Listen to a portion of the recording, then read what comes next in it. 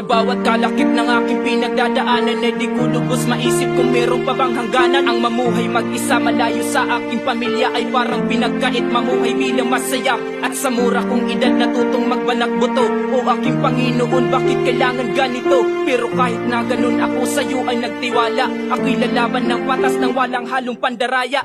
Nung ako ay nasa puntong wala man lang malapitan, kung saan lupalop ng lugar ako ay nanilbihan. Kung saan-saan at kung kani-kanino nagsilbi kong gabay kasama lang aking anino. Sapagkat balang araw magbubunga rin lahat, balang araw giginhawa kahit buhay ko'y salat. Balang araw ang pangalan ko'y inyong matunghayan. Ako yung batang nagsumikap sa sariling paraan. Jigama, punong-puno ng determinasyon. Jigama, lawanin dyan sa maraking lokasyon. Jigama, ito ay aking dadalhin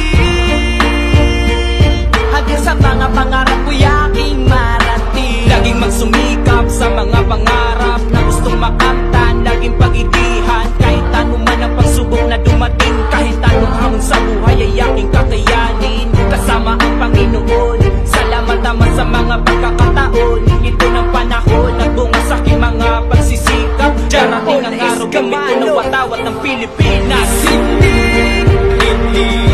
susuko, ilang beses man ako'y malaba. Ikaw ang siyang lakas at sandigan. Sa bawat hamon ako'y lalaban. Salamat naman, mas pinag-ibay mo pa. Pangako na hanggang dulo,